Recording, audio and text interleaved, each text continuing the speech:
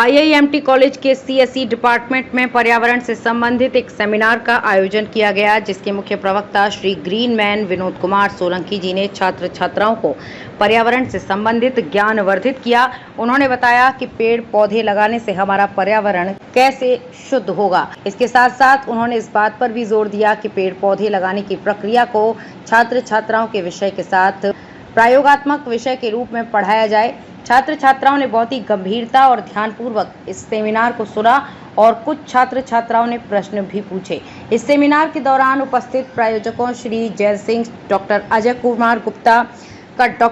Kumar Gupta, Shri Badal Bhushan, Shri SK. Jha, Shri Deepak Kanaujia, कुमारी आयशा मलिक, कुमारी अपूर्वा द्विवेदी, कुमारी प्रिया चौहान, री अभिषेक अग्रहरी, कुमारी अमिता शर्मा, श्री नवनीत कुमार पांडे, श्री दीपेश, समस्त office व IT cell CSE department Greater Noida.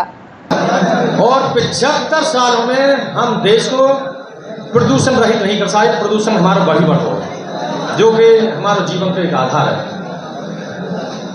हमारी आयु कम होती चली गई। पहले हफ्ते पहले तुम देखोगे तो आपके हमारे बाबा दादा जो 100 साल के हैं मरी गए, और आज 64-65 साल में और थोड़ी उम्र में यह हार्ट अटैक कहने लग गई। तो हमें कुछ ना कुछ ऐसा कदम उठाना पड़ेगा कि जो हमारा जीवन खुशहाल बने। तो 75 साल देश को हमारे को आजाद हुए हैं। 75 सालों में हम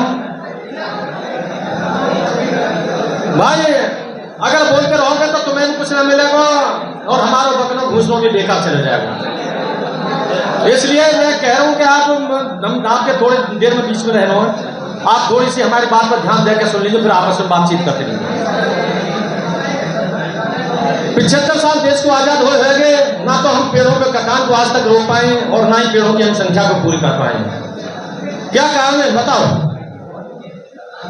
बताओ आप लोगों में तो बताओ, कोई खड़े है कि आज तक हम ना तो पेड़ों के कटान को रोक पाए, ना पेड़ों की हम संख्या को बढ़ा पा रहे हैं। तो हमें क्या करना चाहिए?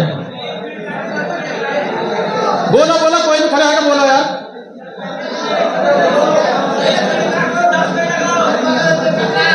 जो भी बोल जाए बोल लो, खड़े होकर बोले, साफ सुन लो। देखिए आप सुनिए, पर्यावरण को विषय शिक्षा में पढ़ाया तो गए हो। पर्यावरण का विषय शिक्षा में पढ़ाया तो गए, लेकिन आज तक उन्हें बच्चों को प्रैक्टिकल ज्ञान नहीं दिए गए। और प्रैक्टिकल ज्ञान नहीं दिएगा, और जब तो बच्चों को प्रैक्टिकल ज्ञान नहीं दिया जाएगा तो उस पढ़ाई को कोई फायदा नहीं है। जिस प्रकार से मान लो जो साइंस के विद्यार्थी जो डॉक्टरी लाइन पढ़ रहे हैं, उन्हें तुम थ्योरी कितनी पढ़ा दो और उनको प्रैक्टिकल मत करवाओ, तो शिक्षा पढ़ाओ सही, लेकिन प्रैक्टिकल ज्ञान बच्चों को नहीं दिया, उनको प्रैक्टिकल काम नहीं कराया।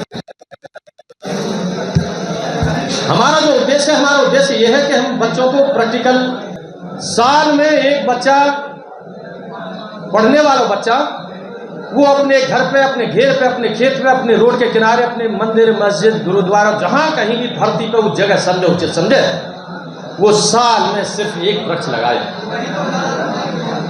और उस वृक्ष को ऐसी जगह पे लगाओ कि जहां उसकी वो परवरिश कर सके। और देखिए, आज हम ऐसे व्यक्ति आपको रूबरू कराएंगे कि जिन्होंने अपने पूरे जीवन एक पर्यावरण के लिए अर्पित कर दिया, कि जिनका नाम संकलनकर्ता एवं विचारक पर्यावरण प्रेमी विनोद सिंह, जिनको ग्रीन मैन के नाम से जाना जाता है, जो उनका नाम ग्रीन मैन है, जो कि पर्यावरण के लिए अपना जीवन लगा दिया है और जगह जगह जाकर के, अलग अलग शहरों में जाकर के वो इस जागरूकता को फैला रहे हैं। क्योंकि हमारे देश के अंदर पेड़ पौधों की बहुत कमी है, और इस कमी को पूरा करने के लिए हर व्यक्ति, हर नागरिक, जिम्मेदार व्यक्ति कम से कम अपने जीवन में 2 पौधे अवश्य लगाए। इसी के हमारे साथ में ग्रीन मैन है। आइए बात करते हैं जी। सबसे पहले हमारे चैनल में आपका स्वागत है। क्या नाम है आपका? धन्यवाद। मेरा नाम ग्रीन मैन विनोद सोलंकी है। अच्छा, ग्रीन मैन आपका नाम क्यों पड़ा? ग्रीन ये हमारा नाम इसलिए पड़े हो कि हमने पेड़ पौधा बहुत लगाए और टीवी चैनल वाले आए गए, उन्होंने हमें ग्रीन मैन की उपाधि दे दी। अच्छा ये बताइए, देश को 75 साल हो गए आज़ादी मिले हुए, लेकिन अभी तक हमारा देश में जो है जो वातावरण, अभी हमको प्योर ऑक्सीजन भी नहीं मिल पा रही है। क्यों नहीं मिल पाती? आपने देखा होगा कोरोना टाइम में ऑक्सीजन की बहुत ही कमी पड़ी थी, लेकिन पेड़ पौधे कम होते जाएंगे तो ऑक्सीजन तो मिलेगी नहीं। क्या कारण है? कारण रहे हो हमारे देश में सबसे बड़ा रहे हो भ्रष्टाचार, कि कोई भी ना तो हमारा राजनेता ही उस पर ध्यान दे और ना हमारे अधिकारी ध्यान दें, वो तो सिर्फ मलाई मारने पर बैठे हुए रहे हैं। और इसमें सबसे ज़्यादा जो जिम्मेदार ये दोषी जो हैं, आम जनता भी है। आम जनता कैसे है? आम जनता इसलिए है कि हर हमेशा 5 साल बाद में इलेक्शन आमे हैं, लेकिन जनता ने आज तक भी इस पर कोई आंदोलन नहीं करो। आज तक किसी भी अधिकारी थे या किसी भी नेता से जाके अपनी बात नहीं रखी कि भाई हमें पर्यावरण के भी ऊपर हमें कोई कार्य करना चाहिए। आपने जगह जगह जागरूकता फैलाई, क्या सरकार ने भी कोई कदम उठाया इसके लिए? ना हमें आज तक कहीं से भी कोई एक पैसा की मदद नहीं मिली, ना हमें कोई सहयोग मिलो। मुझे 10 साल हो गए और 10 साल से मैं अपनो रात और दिन पर्यावरण को बचाने में लगे हूँ। मैं किसी भी शादी में, जन्मदिन में, मरण में कहीं भी जाऊँ तो वहाँ पेड़ खरीद के ले जाके लोगों को गिफ्ट करना। और एक पार्क को तो हमारा सोलंकी पार्क के नाम से मशहूर है, आप गूगल पर उसका नाम ने सर्च कर सकें, सोलंकी पार्क। और हमने इतना काम करे हो कि बीटा वन में बारात घर है, इतना ज़बरदस्त वहाँ पे एक भी पेड़ ना हो, मैंने वो पेड़ लगा के ऐसा समझो बागात बना दियो बगीचा। हमें कोई कहीं से कोई सुविधा भी ना मिली और उसी के कार्य करते करते हमने एक किताब को लेखन करे और किताब को नाम पर्यावरण स्वास्थ्य एवं संस्कार।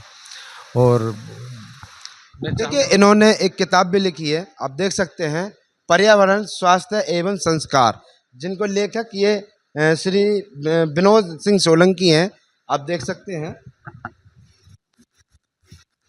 और ये किताब आपने लिखी है? ये किताब मैंने लिखी है और 500 स्कूलों में जाके मैंने सभा संबोधित करी है।